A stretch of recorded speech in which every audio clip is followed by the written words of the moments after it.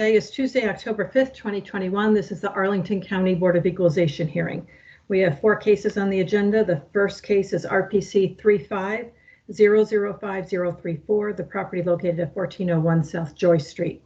Ms. Suzanne Ross is here representing the owners of the property. And Ms. Ross, you can start with your 8 minutes and tell us about the property.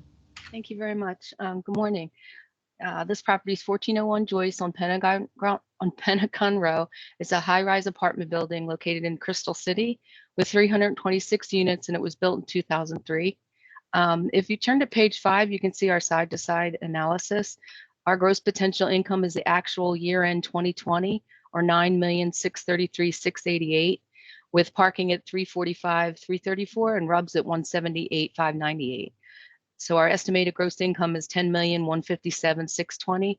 The county is slightly overstating the estimated gross income at $10,528,600. Vacancy, we use the guidelines from the county of 5%. Expenses, we also use the guidelines for high-rise apartments built in 2003, or $7,898 per unit. The county is using $7,762 per unit. As far as the cap rate, we made an adjustment to the cap rate based on COVID. We increased it 28 basis points to a 5.57, which resulted in an adjustment to the value to $127,021,200.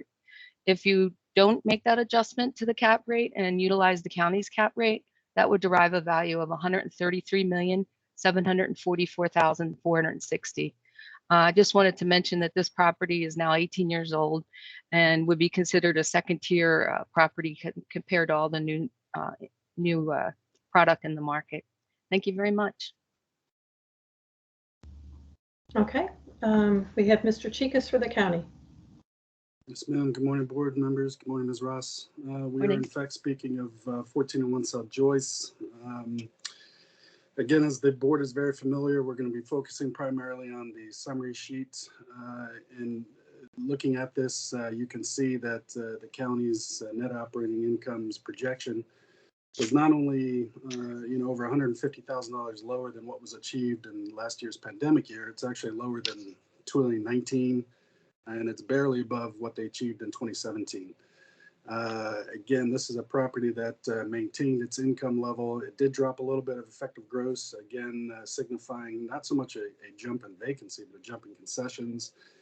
We're all fairly aware those concessions tend to burn off actually within the year that they're given. Again, these tend to be amenity fees, parking fees, etc. But operating expenses dropped by almost 7%.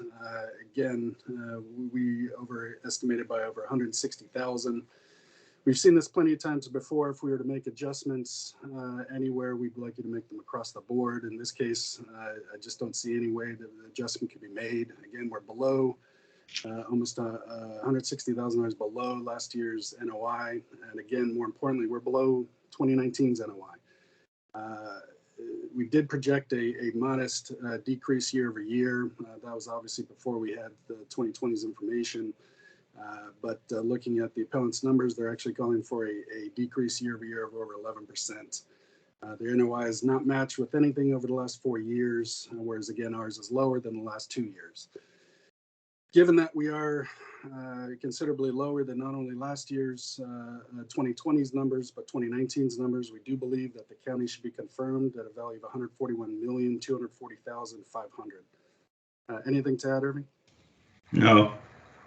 We are available for questions. Thank you. Okay, thank you. Questions from board members? Mr. Matzkin. A quick one for the department.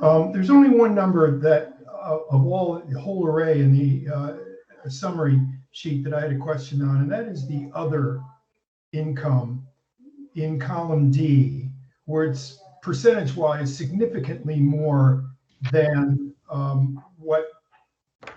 than history, than the trend. What is other for, and why did it go up so much percentage-wise? Yeah, we may have spoken about this before, Mr. Mitzkin. It's kind of the limitations of our system, our valuation system. So we don't have a line item for RUBS. So if you take those two numbers that are reported in 2020 and you add them up, you'll see that again, we're actually lower than what's projected. So You may be familiar too, normally when we do revisions, our test sheet, since it's essentially an Excel, we're able to make line items for rubs and things like that. So we ask you to consider that other is incorporating not only other income, but actually the utility reimbursements. Okay, noted. Thank you. Sir. Okay, any other questions? No, Mr. Chikas, if you take a minute to wrap up, please. Yes, ma'am. Again, we ask you to look upon the operating history of the property. We did note that income is essentially flat, but operating expenses dropped. If you were to stabilize the property, you'd see that we're still low. And again, more importantly, not only are we lower than 2020's numbers, we're lower than 2019's. We do ask the board to confirm the value of $141,240,500. Thank you. Okay, thank you. Ms. Ross, if you take a minute to wrap up, please. Just that we were asked that the board look at the actuals and based on the county's guidelines that they use for other properties. I know Chris is very thorough, but when I look at the income and expense, I come up with different NOI, different expenses. I know that the Arlington County takes some items out, but I'm not quite sure which items. So we're not really lining up. So what I see is we are in line with what the NOI was for 2020. Okay, And that's all. Thank you very much. Okay, thank you both. Okay, it's just among the board members. What's everybody think?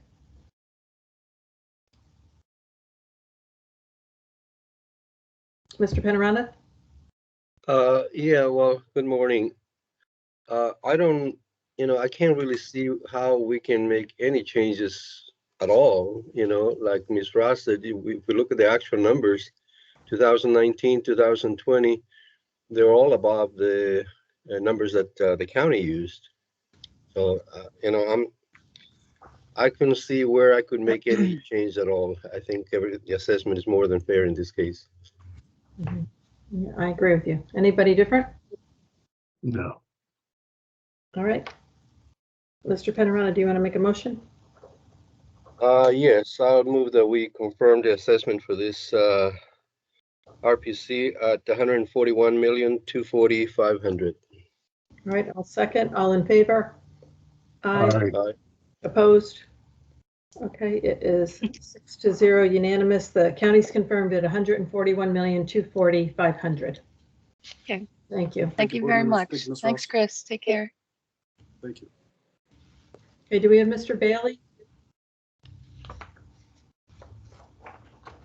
There we go. Okay. Good morning, board. Good morning. Okay, and we have Mr. Radin. I saw him earlier. There we go. Okay, so the next case on the agenda is RPC 340270005. I understand from Mr. Radin that he would like to accept the county's number.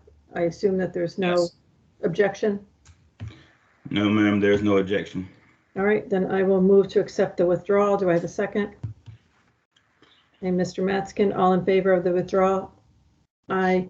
Opposed? Okay, unanimous. The withdrawal is accepted on 340270005. The third case on the agenda is 340270016, and I understand it's the same case. Yes. Okay, and no objection, Mr. Bailey? No, ma'am, no objection. Okay, I'll move to accept the withdrawal. Do I have a second? Mr. Yates, all in favor? Aye. Okay, that's unanimous. That withdrawal is accepted as well. Thank you, gentlemen. That was the fastest we've ever gone through two cases. So, and again, I apologize that we're unable to get this taken care of a little bit before today. But again, I apologize. Okay, no problem. All right, thank you, sir. All right, do we have Ms. Borman and Mr. Harmon? Yes. I see both, and then we see Mr. Peralta. Okay, well then moving to the fourth and final case on the agenda today, RPC 3402023 2011 Crystal Drive. And Mr. Harmon, you can start with your 8 minutes and tell us about this property. Thank you, Madam Chairwoman, members of the board, Rob, good morning. This is 2011 Crystal Drive, located at Crystal Drive and 20th Street South in Crystal City. It was 28% vacant as of year-end 2020, which is the highest at any point going back to 2017, and has an additional 22% of lease space rolling in 2021. This consists of the Smithsonian Institute vacating 46,051 square feet and Conservation International's 43,498 square feet fifth floor lease expires in 2021 as well.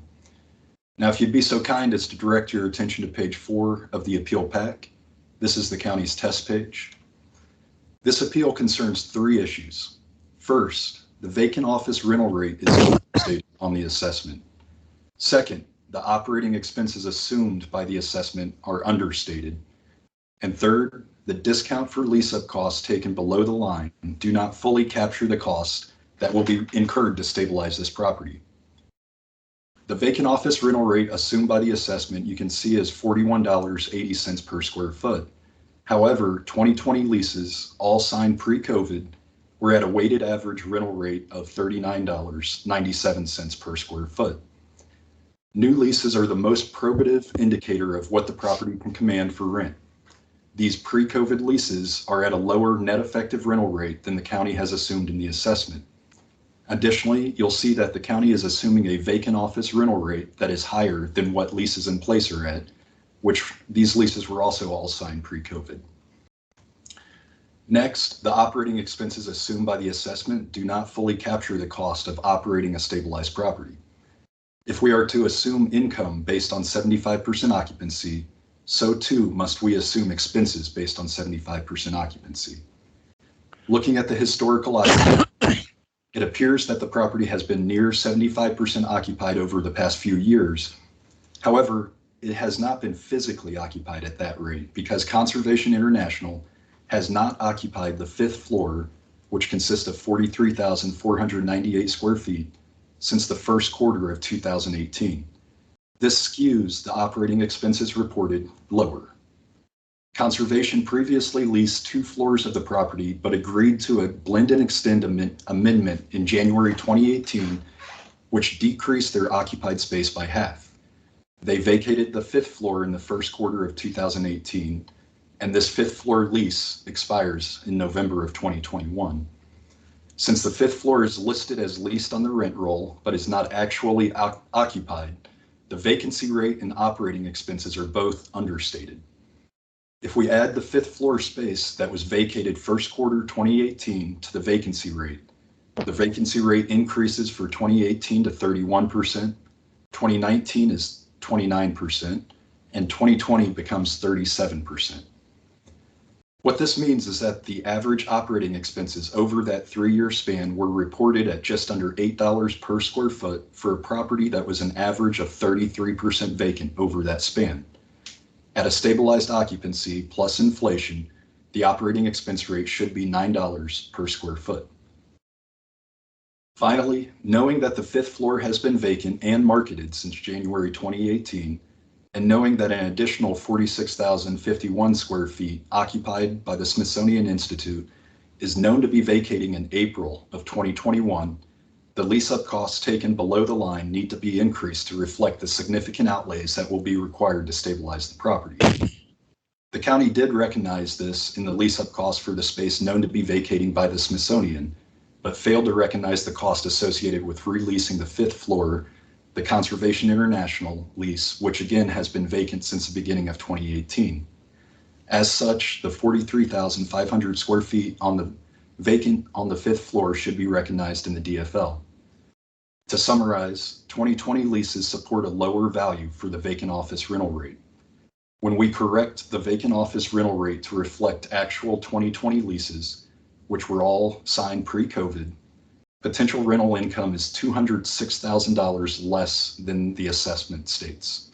This works out to $2.9 million when capitalized at the county's cap rate. The property has had an additional 10% vacant since the first quarter of 2018, which results in reported operating expenses below what will actually be incurred at stabilized occupancy. When we correct the operating expenses to $9 per square foot, NOI is reduced by $386,500, which is $5.45 million when capitalized at the county's cap rate. Lastly, the property will be 49% vacant in 2021, and as such, the discount for lease-up should be increased to reflect the true cost associated with reaching stabilized occupancy. When we increase the DFL to reflect the true vacancy at the property, The deduction increases by $5,647,000. Thank you. And Eileen, is there anything that you would like to add?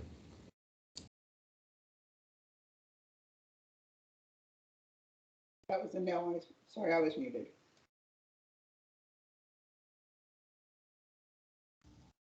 That was a no? Okay. All right. Questions from board members? Maybe. Oh, no, I'm sorry. Mr. Peralta, how could I just do that to you? I'm sorry. Mr. Peralta, would you like to tell us about the property? I would. Thank you. Good morning, board. Good morning, Eileen. Good morning, Jordan. Oh, this property, we looked at the vacancy, which is the main issue for this case. And looking at this case, we did see that the averages for the lease space were $44.64, and the new leases were close to that average as well. If you look at the comments section on the summary page, retail for this property, we did value at what was given for the one lease, the one space retail. When looking at the overall property, we did see that the gross potential income was not captured in the original 2020 INE.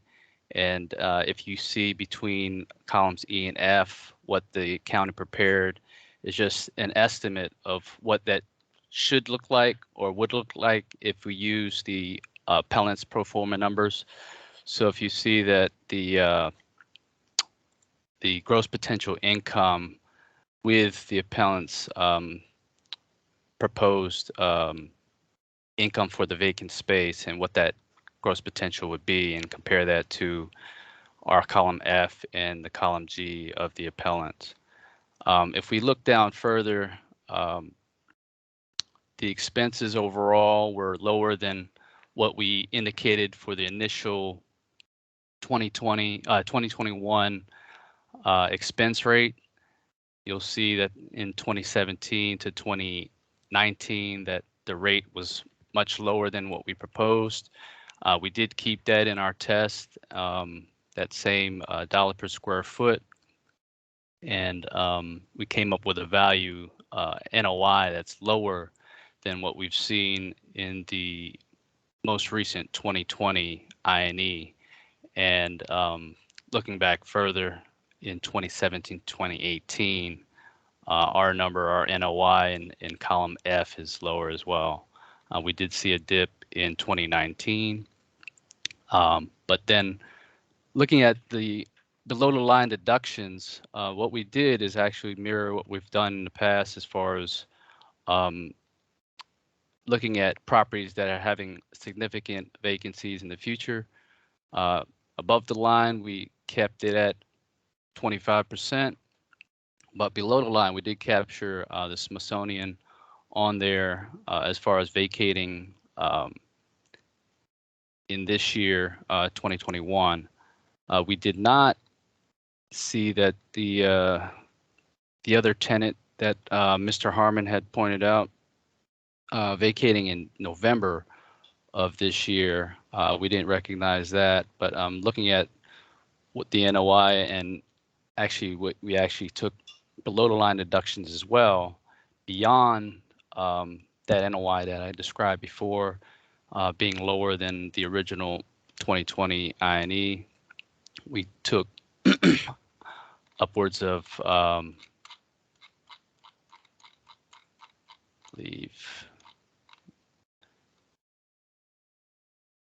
about over $6 million in excess vacancy deductions for that vacancy, impending vacancy for this property. Irving, did you have anything else to add? Yes, I would like to speak on the difference between Smithsonian and conservative easement. Conservative tenant. So as Rob stated, we looked at the information that was provided. If you look at the document, you'll see that page 67 of the packet is the 2019 rent roll that has this tenant. There are some notes about tenants with an asterisk that state that it may be in bankruptcy or may be moving out. So with that information, we look to our first page of the INE to look to see if there's anybody vacating early or any information about it. Smithsonian, we had an article that we got last year. So we knew ahead of time that Smithsonian was leaving. As far as the tenant in question that has a lease expiring in November, there was no information provided to us that that tenant was not physically in the space as of 2019. Looking through the document to see any information provided by the appellant about this, to see if it's something for us to consider, I didn't see any information. It just simply states that they're leaving November 30th, 2021. So again, as we've always stated, we look to the INEs that are provided to us and any information that we can gather from news articles, CoStar articles, Globe Street articles, whatever, about future tenants vacating a space. And again, the tenant Conservation International, we didn't have any information about them leaving early, only that they plan to vacate as of November this year. So that's why we, again, took Smithsonian vacating into consideration and not this tenant at the 500, Suite 500. We believe that was the difference in how we treated these two tenants based off the information that we had well before January 1, 2021. And again, we knew Smithsonian was leaving as of last year when we were valuing the property. We didn't take that into consideration during the assessment. So that's one reason why we made that change during the test. And that's pretty much it. I mean, if you have any questions, we're available. But that's my wrap up or rant. Thank you. Thank you both. Okay, questions from board members now? No? Okay, Mr. Metzgen.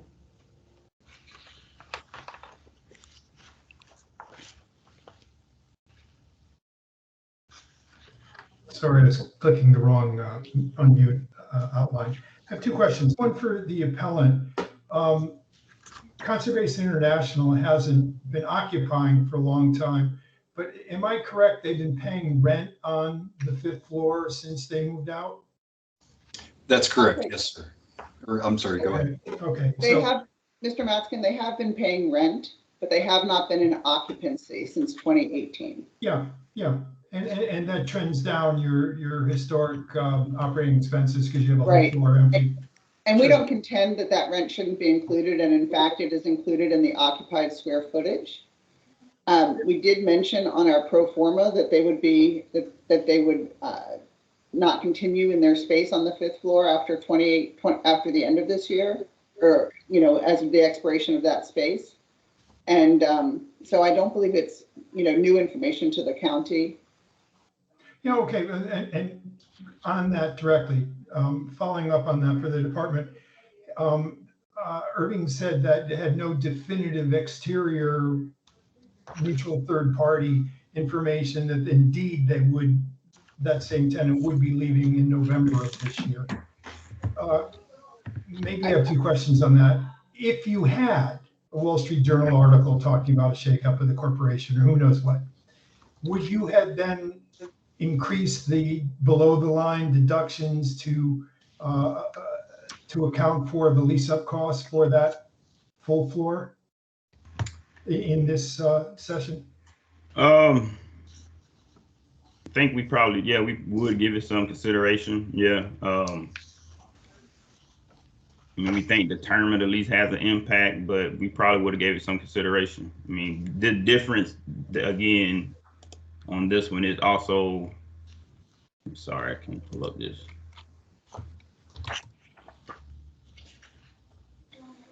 Like Smithsonian, they were going to be there, April 30th of this year? Like that's when their lease ended, and also indication from the agent that they use free rent to account for the 4 months in this year, whereas Conservative International, I mean, they were going to be in it pretty much the whole year, January through November. So we think that's also another difference between Smithsonian vacating and Conservation International.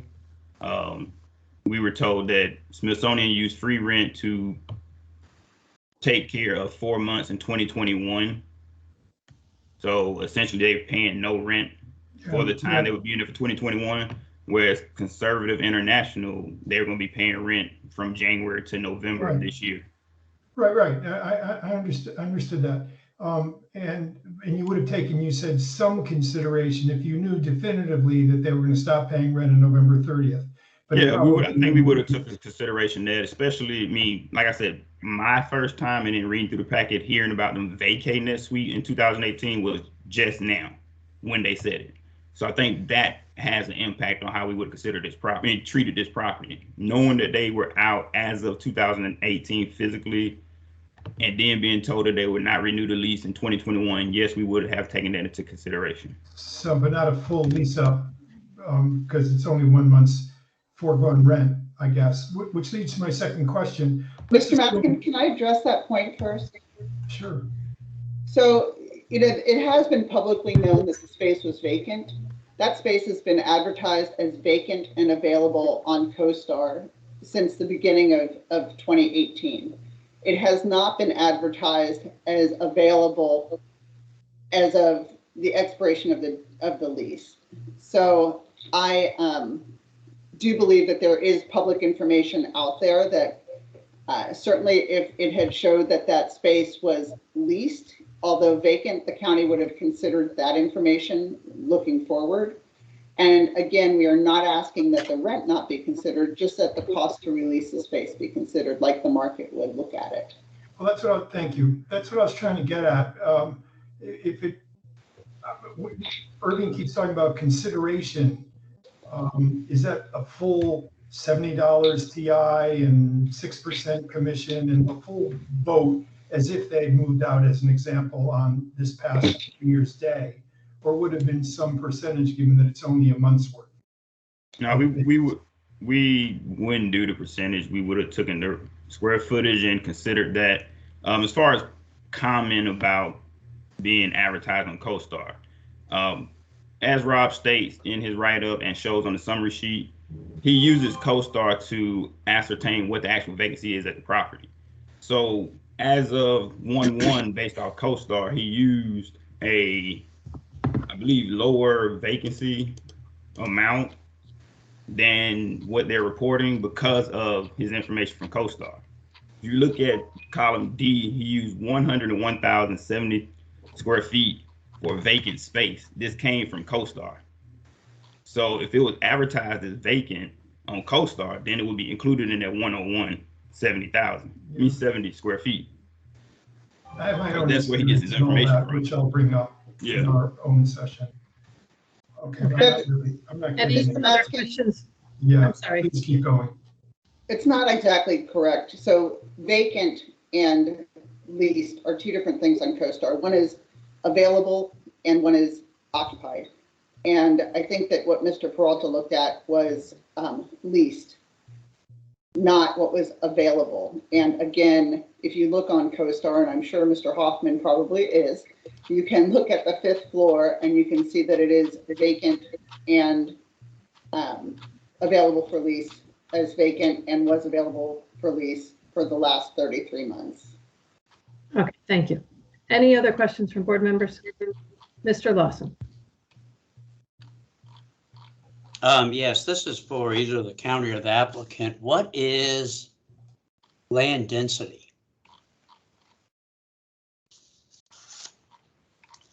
It's a below the line deduction of $1,700,400. Do you want to take it, Irving? I know what it is.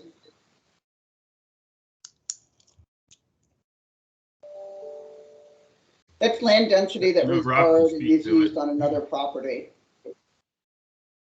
Say that again. I didn't hear. It's land density from another, borrowed and used from another property. Okay. For the county, I've seen the same figures for a while. Below the line, the tenant improvements, less rent loss, and it's been pretty consistent the time I've been hearing these matters.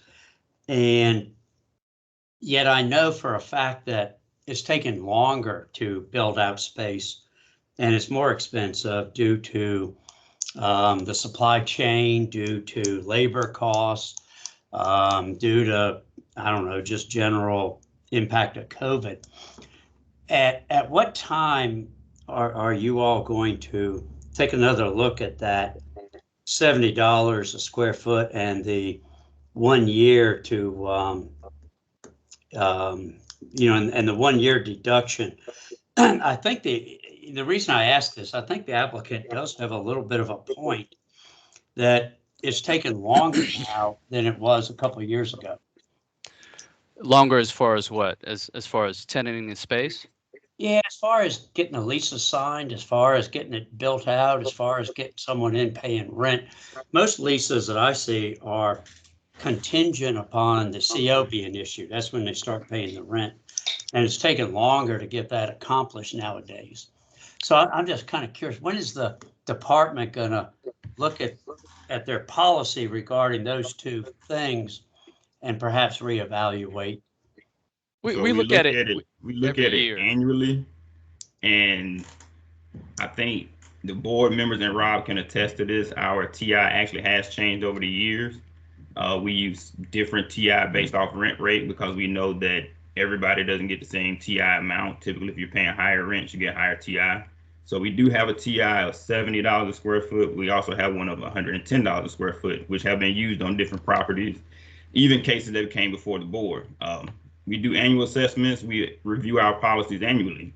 I think as far as COs and things of that nature, like build out time, we've taken into consideration leases based off commencement for the most part. We in the past would say that we look at leases based off a lease date, and the board and the agents didn't agree with that, and they felt like we should look at move-in dates. So I think that kind of answers your question about how we treat vacant space that is held up by COs. I mean, if they don't have a CO, they don't have a commencement date, they're treated as vacant for the most part. But it's annual review of our policy, annual review of the assessments. Does that answer the question? It does. Thank you very much. Yes, thank you. Any other questions? No, Mr. Peralta, if you take a minute to wrap up, sir. Yes, thank you. For the original assessment, again, I'd like to remind the board that we only had the 2019 INE for this property when assessing for 2021. So if you compare column C and column D, what they reported for NOI and what we have for our NOI, which resulted in our value for the original 2021 assessment, we believe that that is a fair assessment of what they've projected for 2019.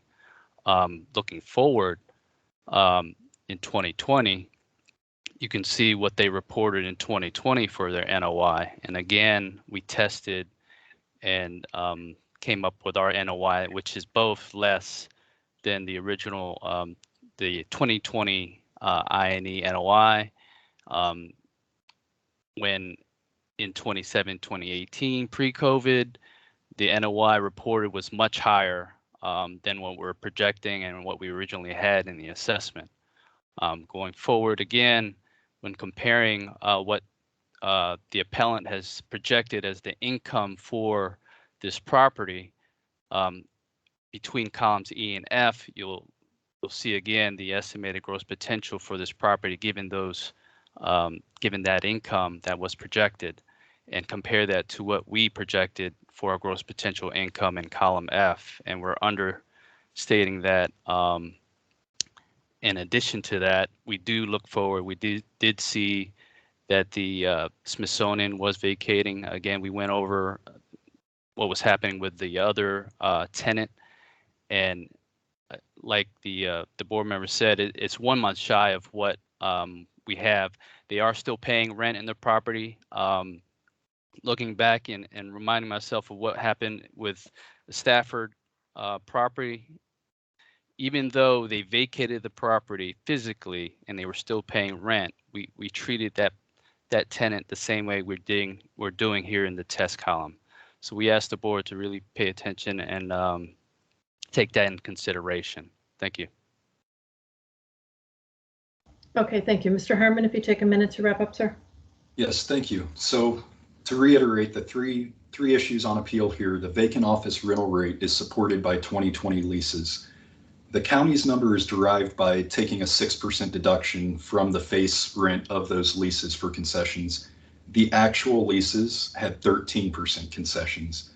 That results in the $39.97 figure that we used.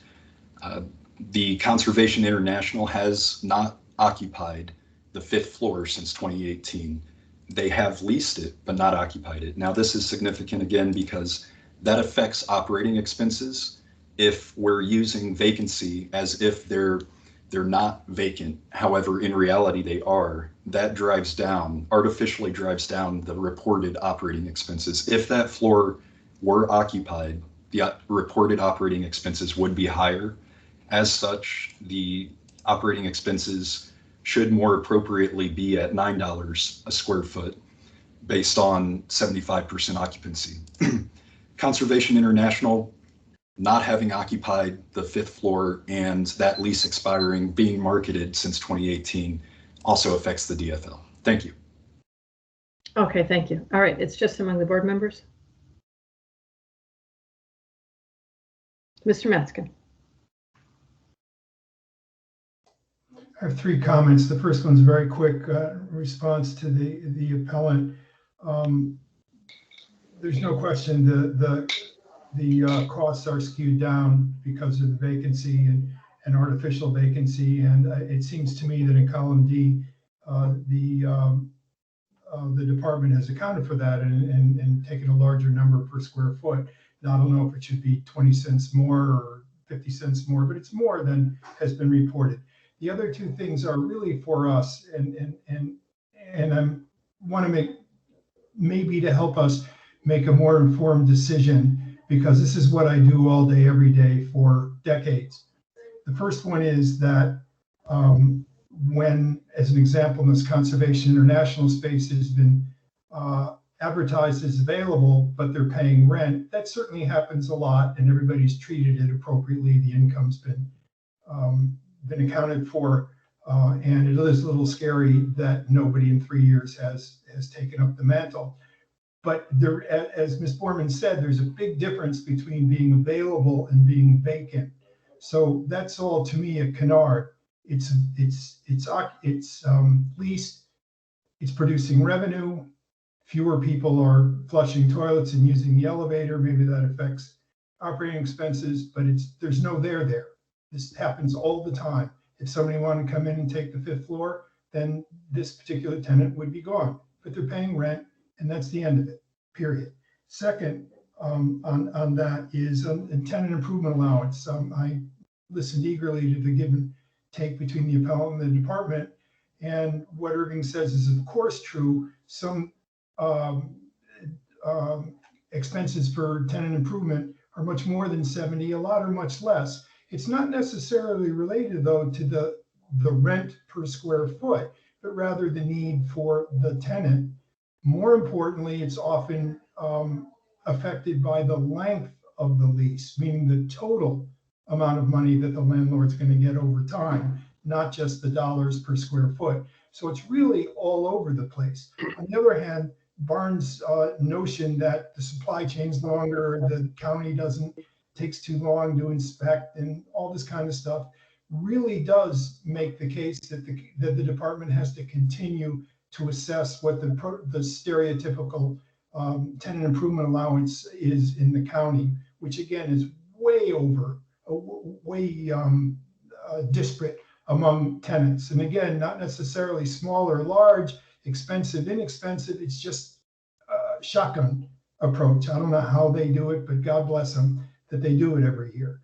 But again, that's a canard. I think in this case, there's nothing wrong with picking 70 or 80 or 60 because it really isn't directly related statistically to anything. I've seen it just everywhere. So I would encourage you to just kind of keep that off your decision-making plate as well. Thank you. Okay, I have a couple of comments. I'll go right behind you then, Mr. Metzkin. One, I think Mr. Lawson's point about, asking the county when they will reevaluate I think, as the county stated, it's done annually. I mean, if they were to go mid-year right now and say, oh, it's lower on these, it would kind of throw everything out of whack from a standpoint of equalization.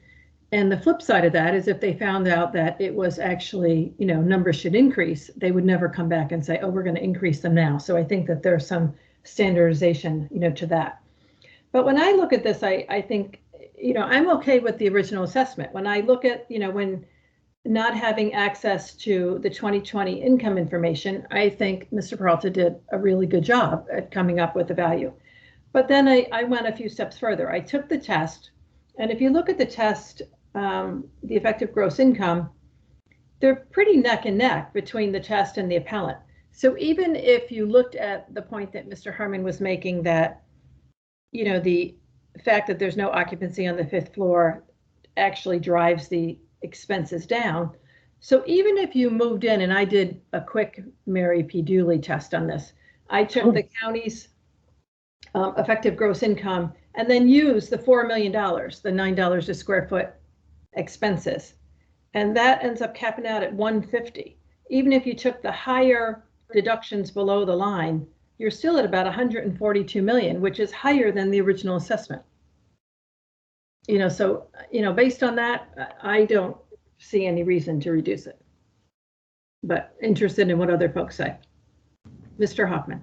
I'm with you, Mary. I did the same thing with $9 because I think it's justified. Yeah. But when you do it, you just end up with a higher value. And then just as a comment, if you're gonna try to kind of claim improvements need to be done to a space, right? It's dated, it's old.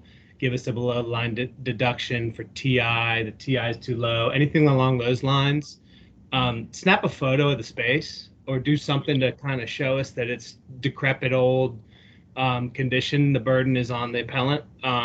Because I go to Gensler's website and it's like there's this beautiful Conservation International build out that's like one of the best tenant improvements projects I've seen in a long time. So there's plenty of tenants that are going to move into that and say, just give me a couple months free rent and I'll take it as is. Mm-hmm. Or, for not for 70, but for $15 in TI or something along those lines. So that's all. Yeah, that's a good point. Anyone else? Mr. Peralta? Or I'm sorry, Mr. I pretty much did a similar test as the one you did, but not using the expense amount. I used the increased vacancy that the appellant is requesting and it comes up with a deduction of about 13,631,000. So even if we take that out of the revised assessment, still comes up with about 142 million. Mm-hmm. So yeah, no matter which way you look at it, I think, looking at the expenses or even in the test, I think the county used the vacancy that they reported. I think the current assessment is more than fair. I'm okay with it. Mm-hmm. All right. Mr. Lawson? Yes, ma'am. I made the points that I made earlier, and yet we have a interesting situation here where the test is way higher than the actual assessment. And so if you do what I had suggested and you deduct it from the test, you're still right about where the assessment is. And so while I do think that the applicant has some good points, given the particular situation here, I don't end up lower than where the assessment is. I do think, though, that we look at the operating year, that's not going to be the same next year. Maybe they'll get lucky and they will lease it up, but it does seem like the office leasing right now is just very stagnant. Mm-hmm. So I'm likewise okay with the original assessment. Okay, Mr. Yates? I looked at it very similar to what Jose did, and the county, it's a challenging one, but the county did a good job on the original. I mean, it's just, I don't find the error in there. And I don't think the appellant proved anything different. Okay. All right, well, that being said, using different methodology, we all seem to have come up with the same rationale. So I'm going to move to confirm the county. Do I have a second? Second. Mr. Hoffman is a second. All in favor? Aye. Aye. Opposed? Okay, it's unanimous. The county's confirmed at 139,734,700. Thank you. Yes, thank you. Thank you all. Thank Have a you, good day. Board. Thank you, County. Mr. Peralta, again, my apologies. First, I don't let you speak, then I ask you to speak when it's not your turn. It's all right. Just trying to make up for bad behavior. So, okay, well, that completes our agenda for today. Does anybody have any business that we need to discuss either in the county or board members? Okay, then we will stand adjourned at 9:46 and re-adjourn tomorrow morning at 9 a.m. Thanks, everybody. Sounds good. Thank you. Thank you.